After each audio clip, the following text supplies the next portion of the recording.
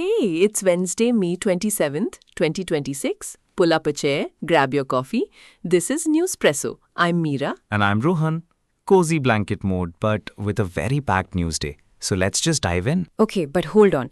Imagine being stuck in a gondola cabin high above Gulmarg while the weather is miserable and the whole thing just stops. That was the scene for about 320 tourists. 65 cabins, 6 to 7 hours, ropes and ladders, heavy rain, difficult mountain terrain. This is the kind of rescue operation that sounds like a movie scene, except nobody wants to be in the movie. Exactly. And the important part is that everyone was evacuated safely, with no injuries reported. That's the actual outcome, which matters a lot more than the drama.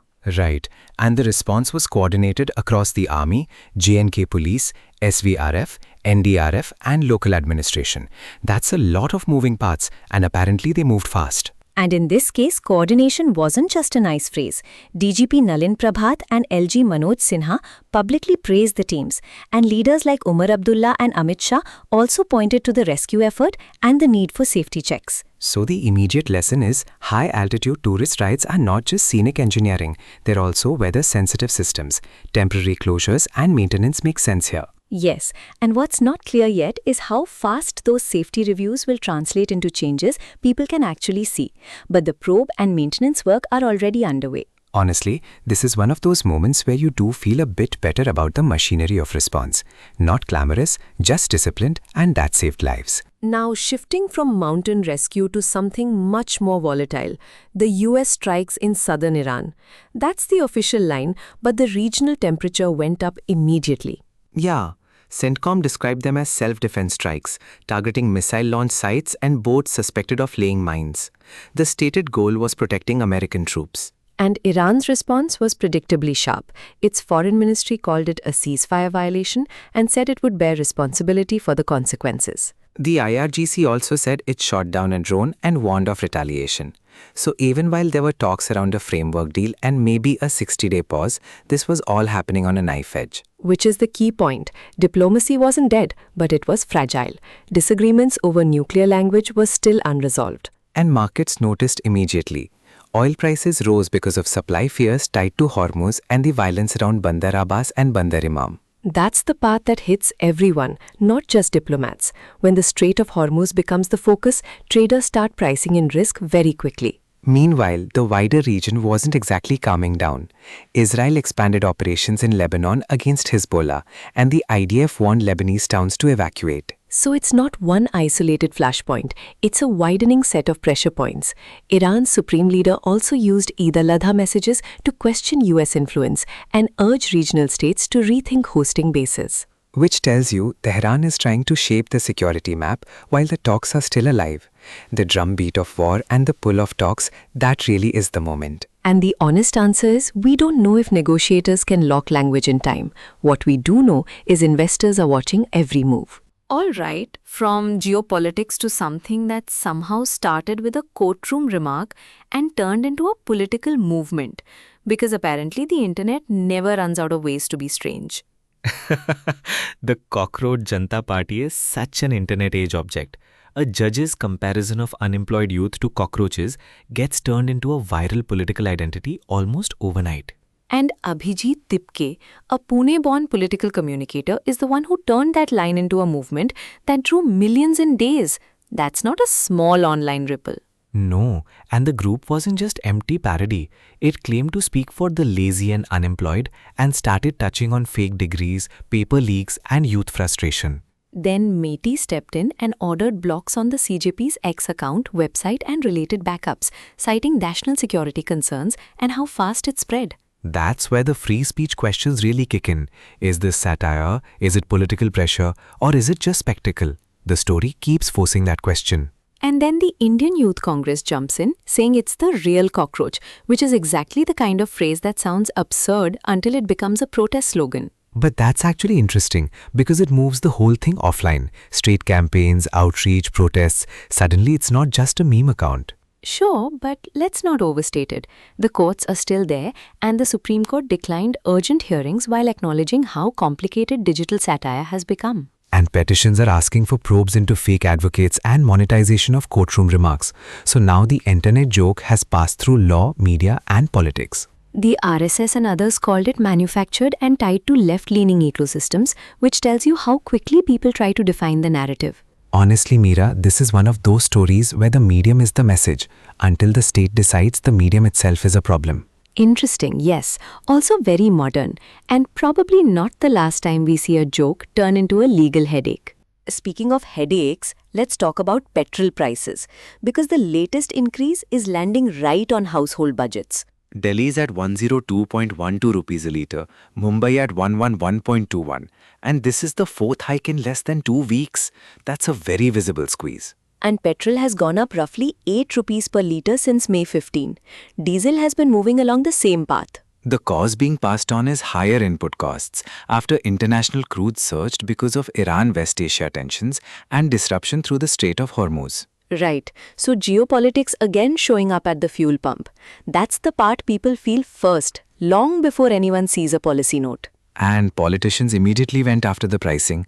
Kharge argued petrol and diesel have risen far faster than crude since 2014 based on prices and exchange rates. Kejriwal meanwhile asked why India wasn't importing cheaper oil from Russia or Iran. That's the political angle, public hardship and inflation. Analysts are pointing to the ripple effect too.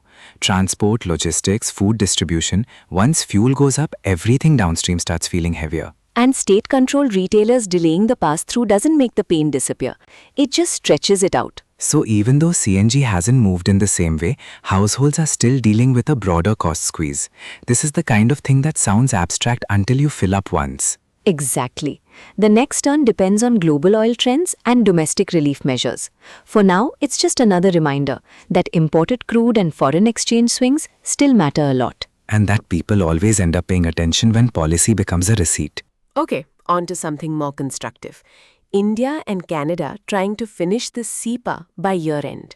This is actually huge if you think about it. They want to move trade from the roughly $8.5 billion to $17 billion range towards $50 billion by 2030. That's the target, yes. And the pace is being described as fast and focused, with both sides calling it a game changer.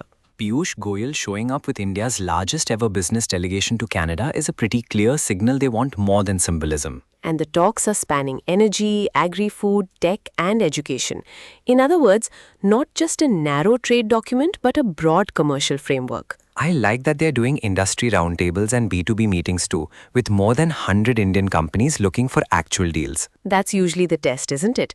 Whether the headline survives contact with business realities. Exactly. And this comes after the tensions tied to the Nijjar case and other strains in 2023. So there's a diplomatic reset happening in parallel. Kani even called the negotiations a game changer after visiting India earlier this year.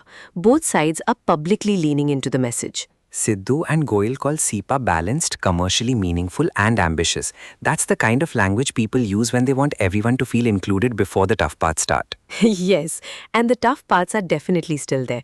But if this actually lands, it could reshape supply chains and open up new options for workers and exporters. And the planned Team Canada trade mission to India says this isn't a one-off push. They want to keep the tempo up. So the broad takeaway is simple.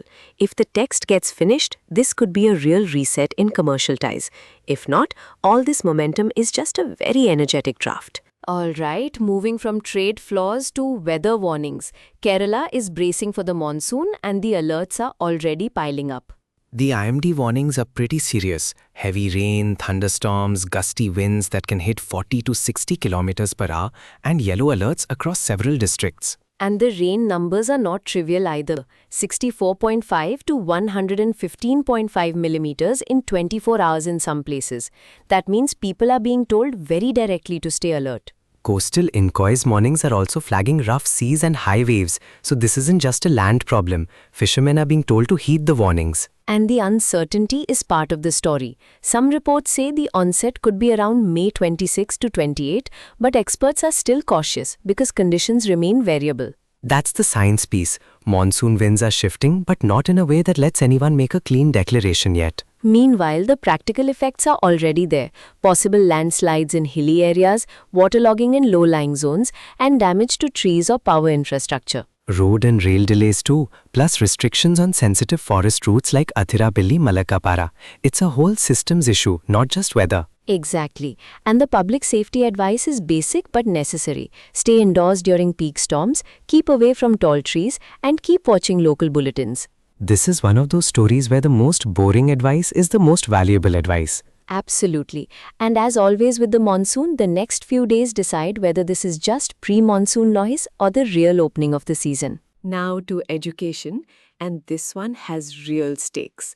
The Supreme Court has basically told the National Testing Agency it is not convinced the lesson from the 2024 paper leak was learned. Yeah, and the court asked for a detailed affidavit on how the monitoring committee's recommendations were implemented. That's a pretty direct push. The hearing is tied to petitions from groups like FIMA and UDF, which want a stronger, more autonomous body for medical entrance tests, and even a replacement for the NTA if needed. That's serious.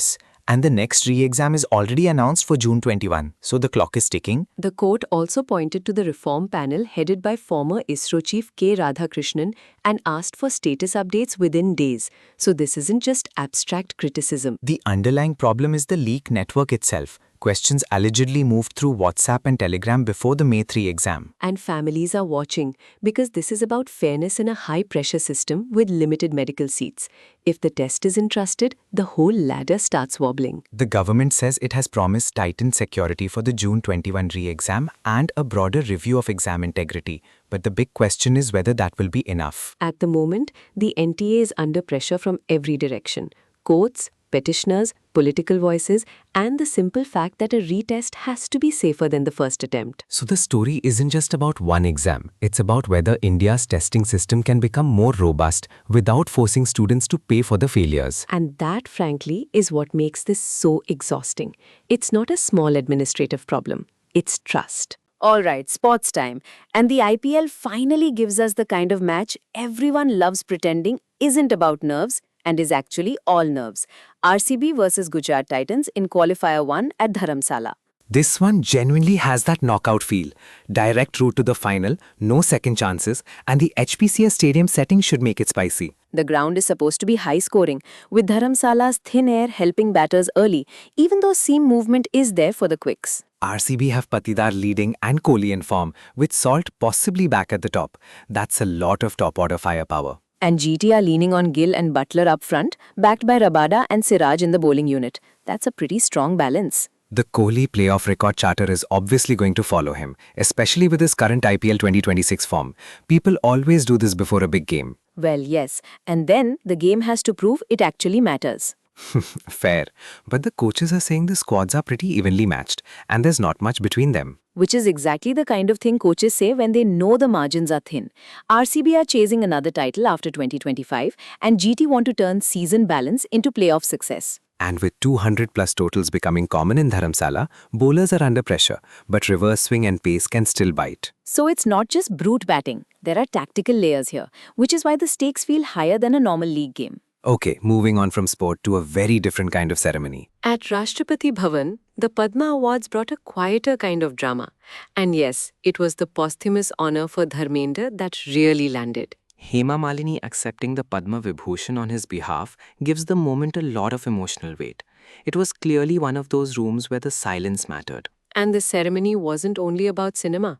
N. Rajam received the Padma Vibhushan for her pioneering work in Indian classical music. The Padma Bhushan list included Bhagat Singh Koshyari, Shatavadhani R. Ganesh, Uday Kotak, and gastroenterologist Kallipatti Ramaswamy Palaniswamy. That's so widespread. The Padma Shri list included Harmanpreet Kaur Bhullar, who leads the Indian women's cricket team, plus artists, scientists, and public figures. That's what I find interesting.